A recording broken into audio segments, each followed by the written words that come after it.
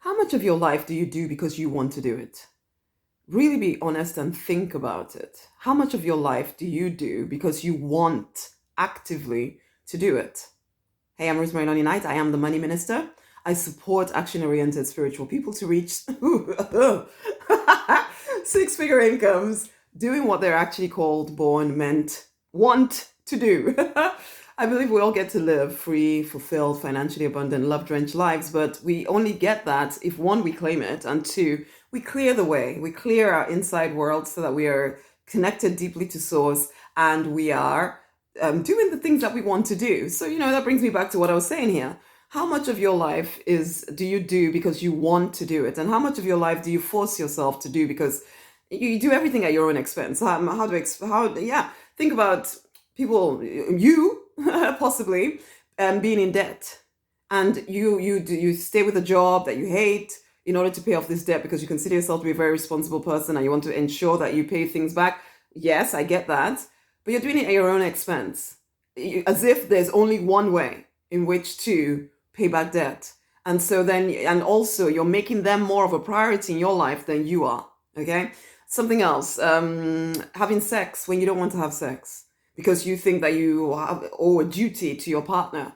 And so you think you have to have sex even when you really don't really feel like it, but you make yourself do it because, you need to keep your partner satisfied and happy, or else who knows what could happen, and blah, blah, blah, blah, blah. And it's your duty in order to do these things. What else do people do and end up ultimately feeling as though your whole life isn't yours? Because you do stuff for your kids, you do stuff for your parents, you do stuff for your boss. You go to church all the freaking time trying to, make sure that the pastor and pastoress are happy with you and blah, blah, blah, blah, blah. Make sure that you're always available for everyone. And it's all at your own expense. And I'm asking you, when last did you really take a look at your life and see how much of what you do is something you want to do, rather than stuff that you think you have to do? And then there's a part of you that knows you don't like your life, but you feel as if you have no choice. But honey, who else has the choice? Who else can force you to actually rethink the way you're living life? The problem with continually doing every single day things that you don't want to do and telling yourself that you have no choice but to do it is that your energy gets drained. And so you get to the place where you really do feel quite hopeless, where it really feels like you're stuck here forever and there's nothing you can do about it. But again, I ask you, who else can do something about it? You are the one with all of the choices. You are the one, this is your life. You are the one with the authority over your life. You can pray and pray and pray and pray, but if you refuse to actually take steps in the direction of what you want, how can anything change? And you know what? I don't come to you with judgment because I do recognize how it feels to feel as though you're really trapped. The thing is, you're not. You're not. And I'm really here not to judge you or to tell you that the way you feel is invalid, but I'm asking you to look again. I'm asking you to choose again. That the reason why you feel so trapped is because you make everything and everyone else more important than you. And so you keep making choices based on what they need, hoping, because this is a form of you trying to manipulate everything and everyone. You realize this. You're trying to control everything by trying to keep everyone happy, hoping that if you keep them happy, that when you need them, or that at least your life will be tame, or it will be controlled, it will be in order, because you've kept everybody happy. Now, hopefully, they should leave you alone, or when you need them, they'll come to you. How is that working for you, though, really? Because for the most part, I know when I'm working with my clients, when they come working with me, that most of the things that people say at the start of our work together is, you know what, I gave everything to everyone, and when I needed them, there was no one there. No one there. Some of that is simply because nobody knows that you need any help because you're very good at looking as if you have it all together. But some of it is simply because they don't think of love in the same way you do. You think of love as being painful. You don't realize it, but you do. You almost feel like you're not loving someone enough or being good enough if there's no pain involved, if there's no drama involved, and you don't consciously realize this, I know.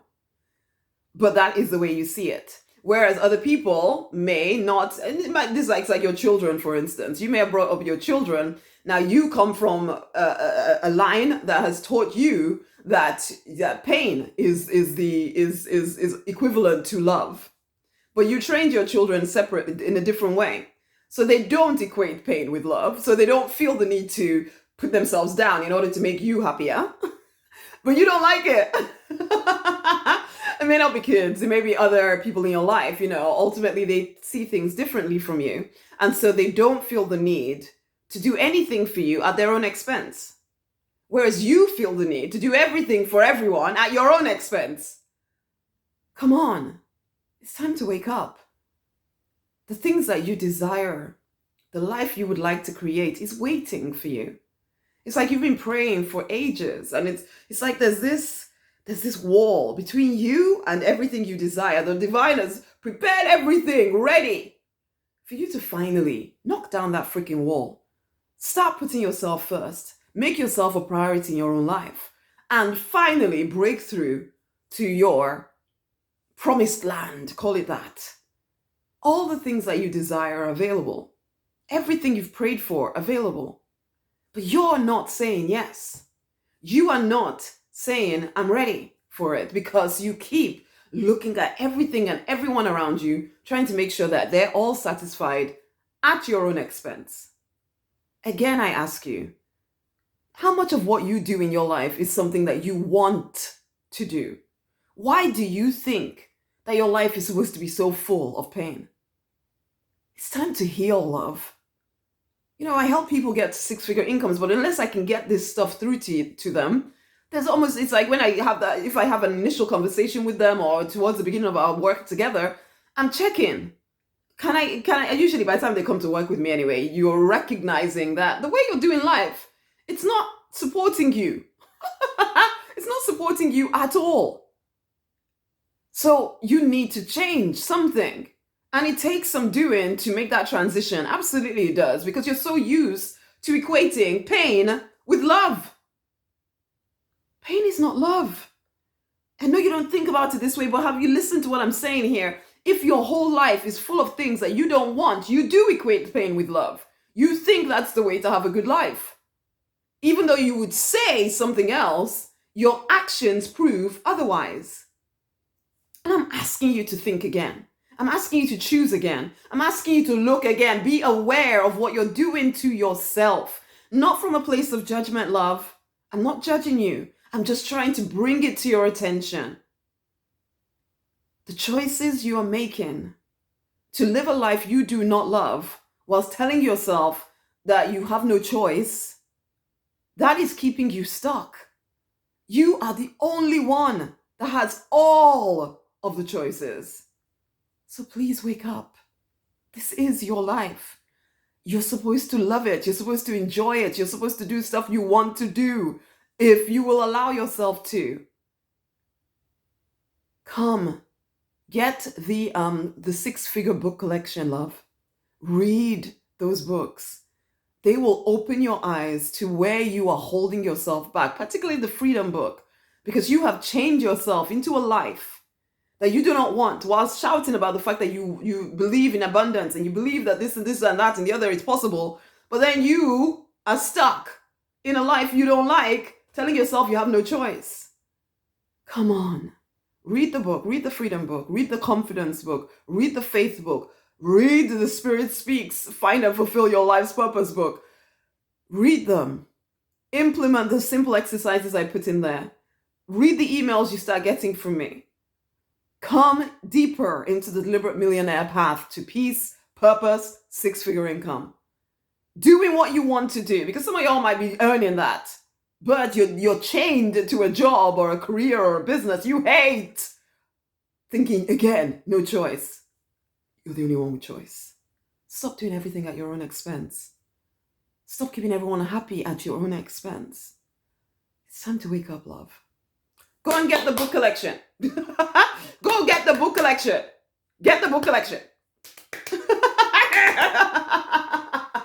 Go and get it, okay? Get it. Read the books. Use them. Change your life. You're the only one that can. You can pray forever. This is why the divine has brought you here, to listen to this, to listen to me. There's no mistake about you being here listening to me. Please, it's time for change. There's so much more life available for you. So wake up, okay? Go get the books. Much amazing love. Go get the books. The link is going to be around this video. Go get the books. Share this video with somebody else as well. Other people need to hear this stuff, okay? Get the books. The link is around the video. Click on the link. Go get the books. Much love.